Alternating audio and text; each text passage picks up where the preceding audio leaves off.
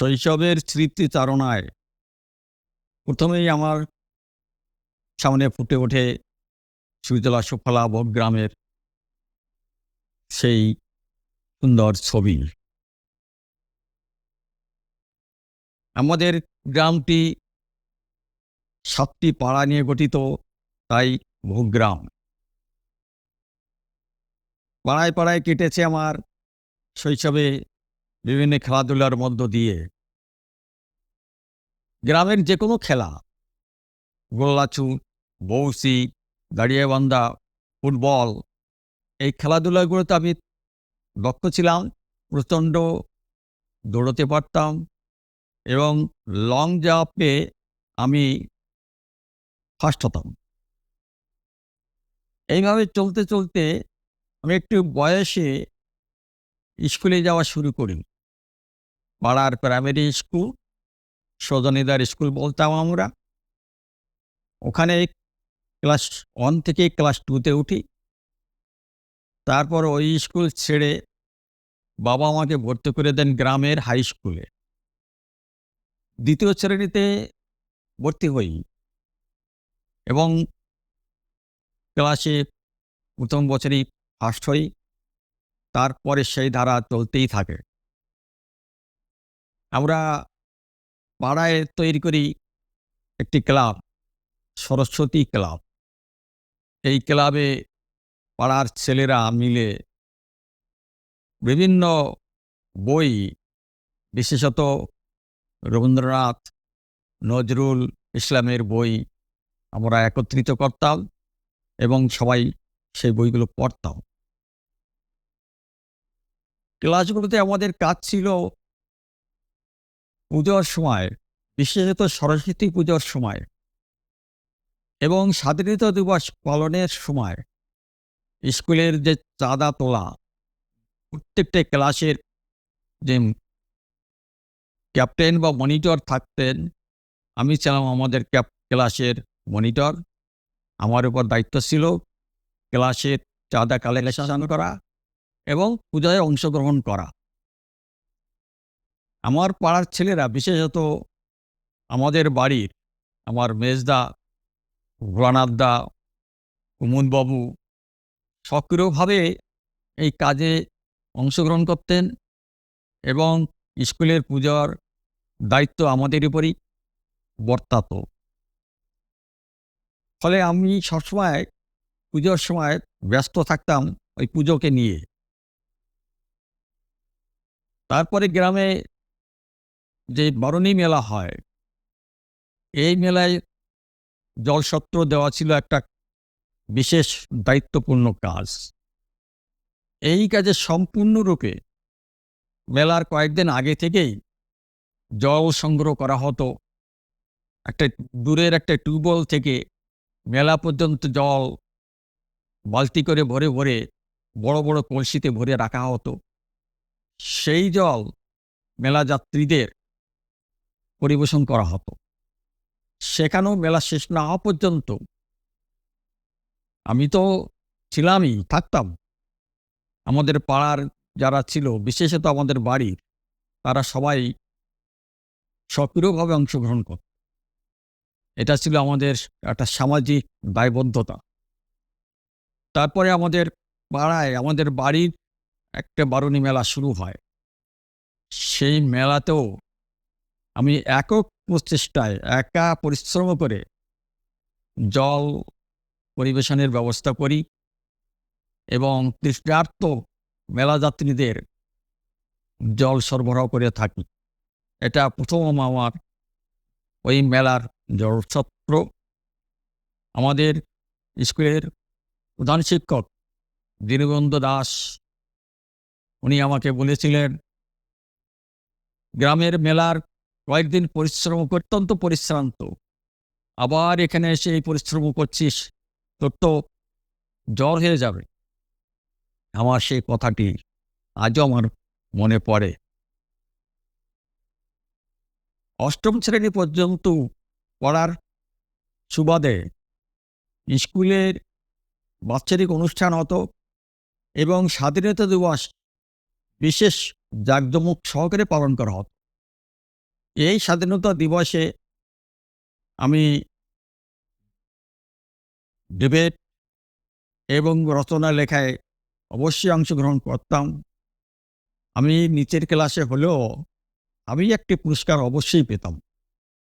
এটা আমার একটা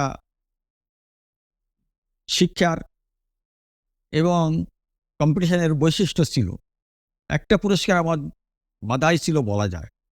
সে প্রথম হোক, দ্বিতীয় হোক, তৃতীয় হোক, আমি একটা পুরস্কার পেতাম। এইভাবে 1967 সনে আমি মাকে নিয়ে, 2 বোনকে নিয়ে চলে আসি ভারতবর্ষে। এখানে এসে বনগাঁয় আমার বড়দার বাড়িতে আমরা থাকি। অনেক লোক, দারিদ্র্যপূর্ণ সংসার। সেই সংসারে থেকে পড়াশোনা করা খুব কঠিন ছিল। কারণ তখন পড়াশোনা ছিল মাইনে দিয়ে পড়তে হতো। কিন্তু সাংসারিক অবস্থা এমন ছিল না যে আমি বনগাঁর কোনো স্কুলে বেতন দিয়ে পড়া শুরু করি।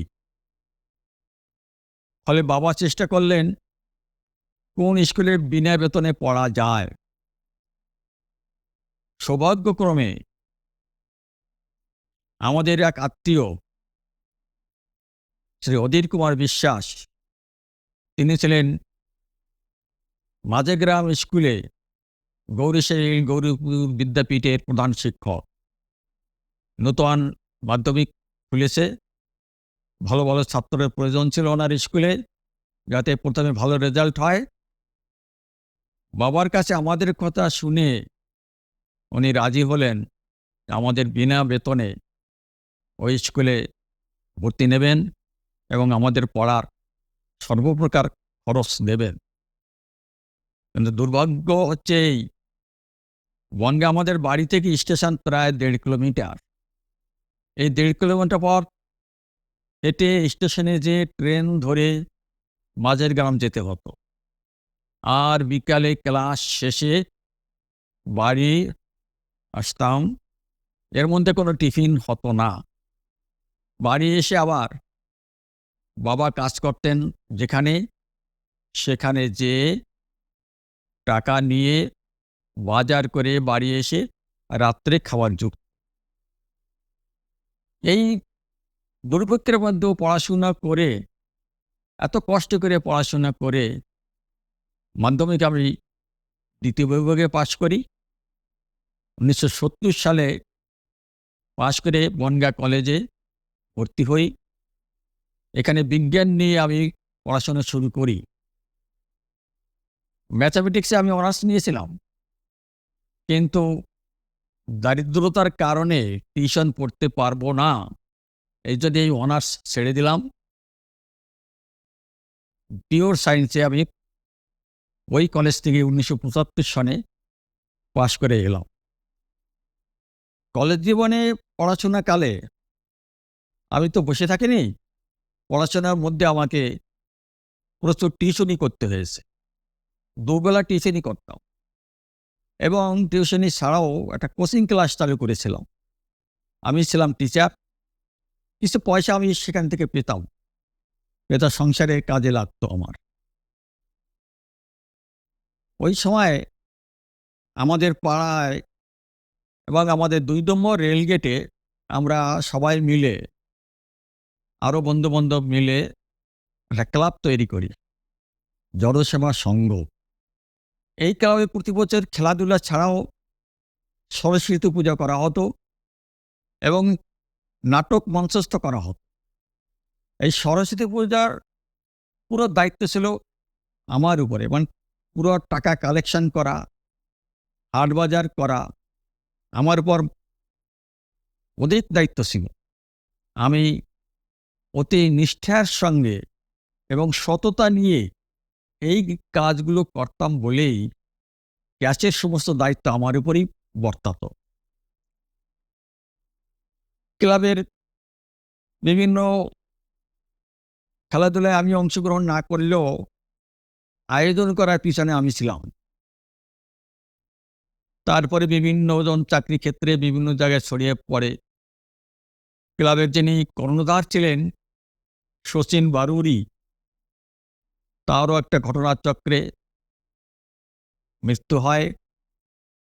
আমিও চাকরি ক্ষেত্রের বাইরে চলে যাই, যার ফলে সেই ক্লাবের অস্তিত্ব বর্তমানে বিলুপ্ত। এইভাবে আমার ৭৫ সালে কলেজ জীবন শেষে ৭৬ সালে আমি চাকরি পেয়ে রেলওয়েতে চলে যাই।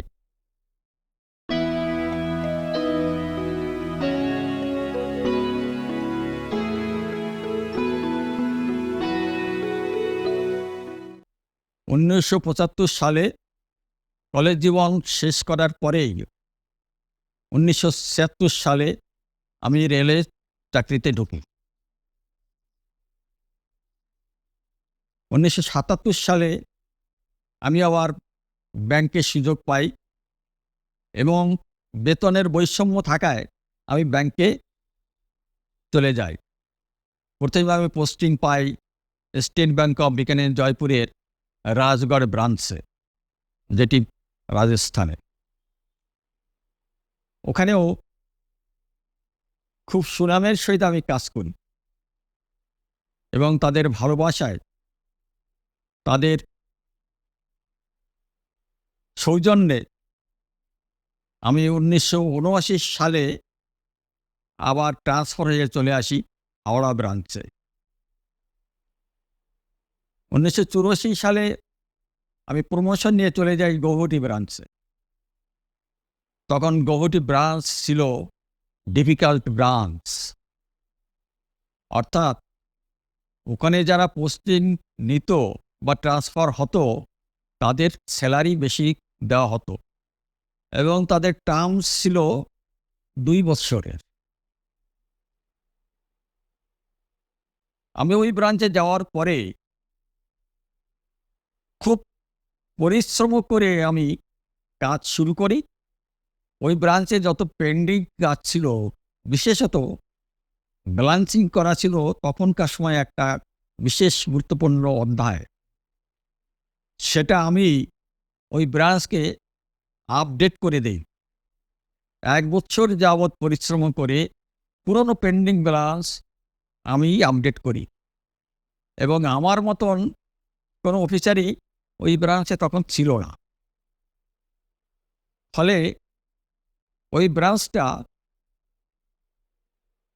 ১৯৮৫ সালে বেস্ট রান ব্রাঞ্চ ডিক্লেয়ার হয় এবং আমি বেস্ট অফিসার হিসেবে স্বীকৃত হই। ফলে ম্যানেজার সাহেব বলতেন যে, মণ্ডল সাহেবকে আমি ট্রান্সফার করব না, অন্য ৩ জন অফিসার চলে যাক, তবু মিস্টার মণ্ডলকে আমি ছাড়ব না। যার ফলে আমাকে ৪.৫ বছর ওই গৌহাটি ব্রাঞ্চে কাটাতে হয়। ১৯৮৮ সালে আমি চলে এসি কলকাতা বিবেকানন্দের ব্রাঞ্চে। ম্যানেজার ছিলেন ধানুকা সাহেব। তিনিও প্রচণ্ডভাবে খুশি ছিলেন। ওই সময় অফিসারদের রুরাল সার্ভিস করা কম্পালসারি ছিল, কিন্তু পাটনার জন্য মাত্র একটি রুরাল ব্রাঞ্চ ছিল, টুন্ডু। সেখানে যাওয়ার জন্য সমস্ত অফিসাররা রিকমেন্ডেশন চায়, পত্র উদ্গ্রীব হয়ে থাকত। কিন্তু ধানুকা সাহেবের সৌজন্যে আমি ওখানে আমার পুরনো অর্ডার রাজস্থানে ছিল, সেই অর্ডার ক্যান্সেল করে আমাকে টুন্ডু ব্রাঞ্চে পাঠানো হয়। টুন্ডু ব্রাঞ্চে ২.৫ বছর ছিলাম। এর মধ্যে সেখানকার কাস্টমারদের যে স্নেহ ভালোবাসা, যে সম্মান আমি পেয়েছি, সেটা ছিল অতুলনীয়। আমিও তাদের মনে প্রাণে সার্ভিস দিতাম, যার ফলে সেখানকার কাস্টমাররা আমাকে ছাড়তে চায়নি। কিন্তু নিয়ম অনুসারে অন্য অফিসাররা ওখানে আসবে, তাই আমাকে ট্রান্সফার হতে হলো পাটনা রিজনাল অফিসে। পাটনা রিজনাল অফিসে যিনি রিজনাল ম্যানেজার ছিলেন কেসি আগরওয়াল, উনি গৌহাটিরও আমার ম্যানেজার ছিলেন। তো উনি আমাকে ভালো করে জানতেন কিভাবে আমি কাজ করেছি ওখানে, কতটা সিনসিয়ার আমি কাজে। তাই উনি আমাকে ওখান থেকে সল্টলেক ব্রাঞ্চে ম্যানেজার করে পাঠিয়ে দিলেন। আমি পাটনা থেকে সল্টলেক ব্রাঞ্চে ম্যানেজার হিসেবে যোগদান করি। দক্ষতার সহিত ওই ব্রাঞ্চে কাজ করার পর 3 বছর ছিলাম। আমাকে ট্রান্সফার করা হয় Azad Hind Bagh branch as a manager. সেখানেও আমি দক্ষতার সহিত কাজ করি এবং পরে বাইরে আবার যেতে হয়। ব্যাংকের নিয়ম অনুসারে আমাকে পাঠানো হয় জামশেদপুর ব্রাঞ্চে, সেখানেও আমি ম্যানেজার। সেখানেও 3 বছর শেষ করার পরে আমি ট্রান্সফার হয়ে আবার আসি হাওড়া ব্রাঞ্চে। এখানে ডেপুটি ম্যানেজার। এখানেও কাজ করার পরে প্রমোশন নিয়ে আমি চলে যাই Delhi as a manager credit, Delhi zone. সেখানেও 2 বছর কাজ করার পরে ম্যানেজমেন্ট আমাকে ব্রাঞ্চ ম্যানেজার করে পাঠিয়ে দিলেন অজয়নগর ব্রাঞ্চ, কলকাতা। অজয়নগর ব্রাঞ্চ থেকে আমি চলে এলাম আমাদের কলকাতা সার্ভিস ব্রাঞ্চে। সব জায়গায় সমস্ত স্টাফ থেকে এবং কাস্টমার থেকে অশেষ ভালোবাসা পেয়েছি, কোঅপারেশন পেয়েছি। তাদের কাছে এখনও আমি মণ্ডলদা হিসেবে পরিচিত। এরপর আমি 2015 জানুয়ারিতে ব্যাংক থেকে অবসর গ্রহণ করি। কিন্তু আমার যে কর্মপ্রেরণা, কর্মতৎপরতা, সেটা ব্যাংকে যেমন ছিল, রিটায়ারমেন্টের পরেও সেই ধারা বজায় আছে এখনও, এবং সেই ধারা অনুসারেই এখনও সংসার জীবনে কাজ করে চলেছি। বিভিন্ন বিষয়ে লেখা এবং সামাজিক কাজে অংশগ্রহণ করা, এগুলোই আমার বর্তমান দৈনন্দিন জীবনের রুটিন, এবং সেইভাবেই দিন আমার অতিক্রান্ত হচ্ছে।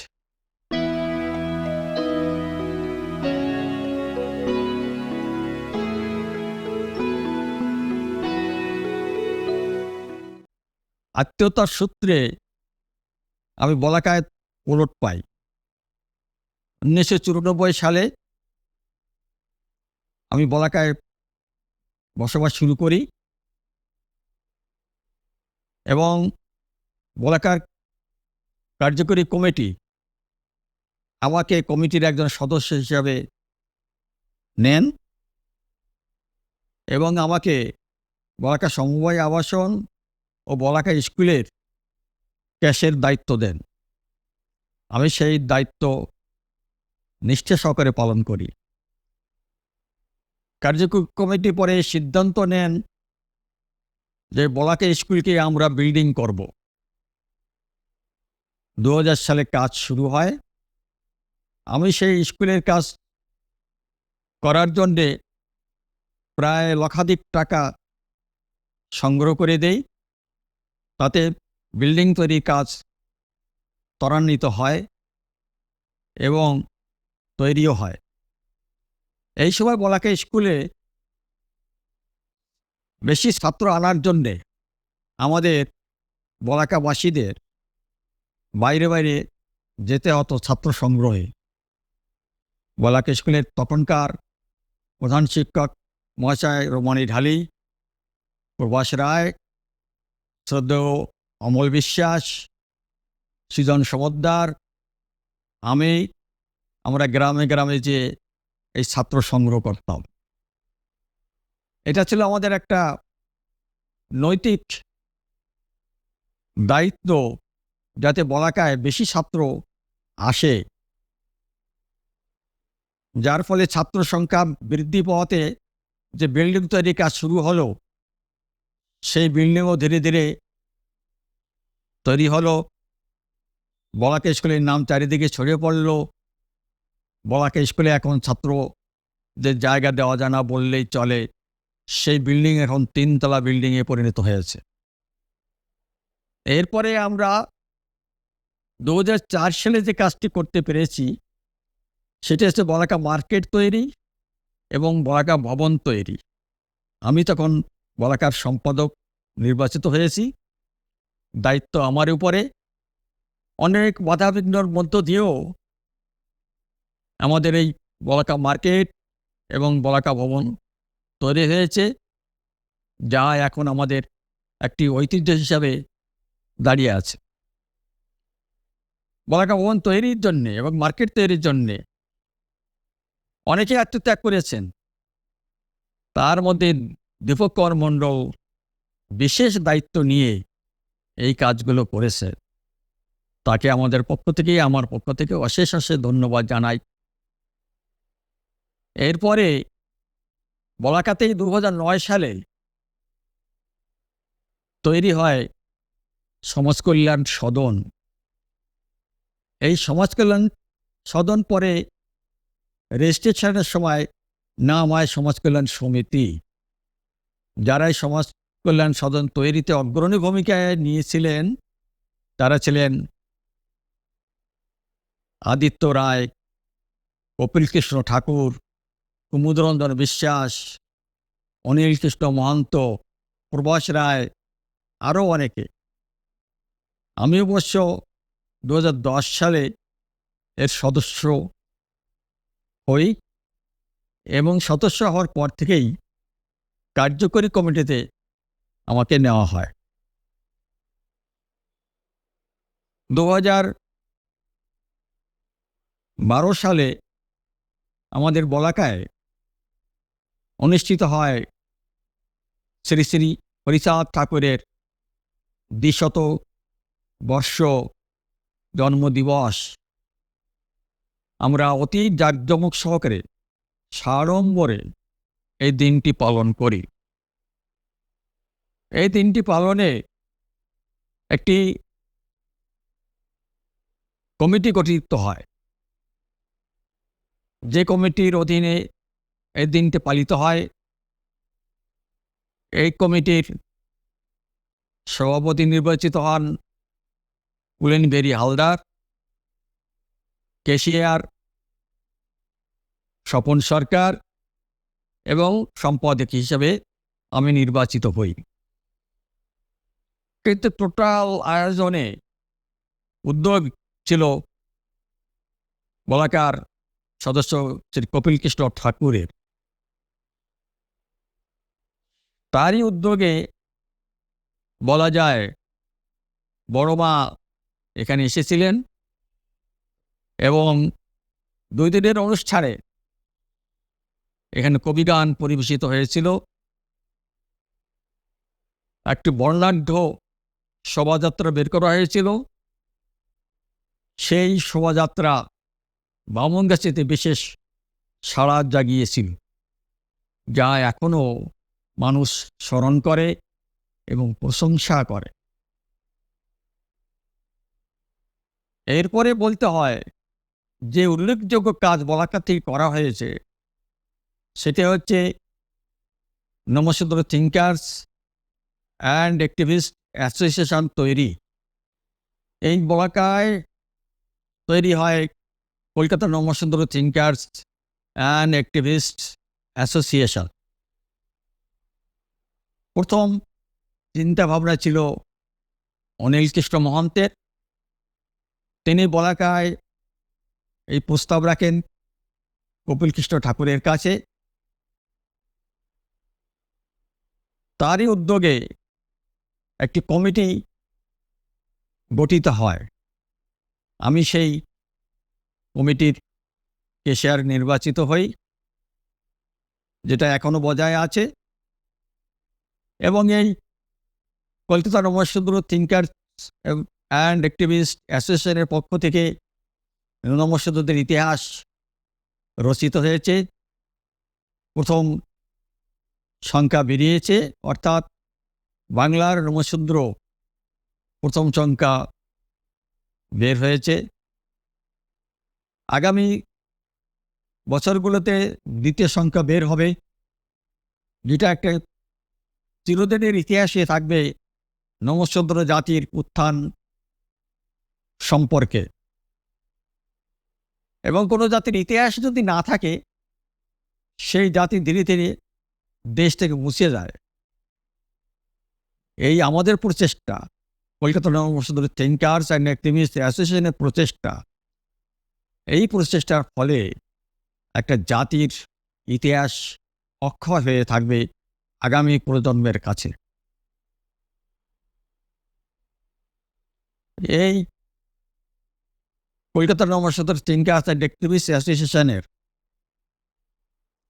কার্যকলাপে বিভিন্ন জায়গার লোক, বিশেষ করে ভারতবর্ষের বিভিন্ন প্রদেশে যে সমস্ত নমঃশূদ্রদের বসবাস, বাংলাদেশে যে সমস্ত নমঃশূদ্রদের বসবাস, তাদের কাছ থেকে ইতিহাস সংগ্রহ করে লিপিবদ্ধ করা হচ্ছে।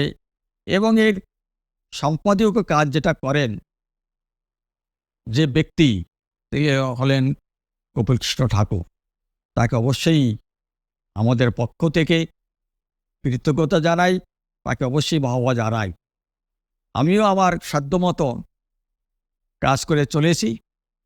বিভিন্ন অঞ্চলের লোকেদের সঙ্গে যোগাযোগ, কথা বলা, তাদের উৎসাহিত করা ইত্যাদি বিষয়ে আমার একটা ভূমিকা থাকে এবং আমি সেটাও পালন করি।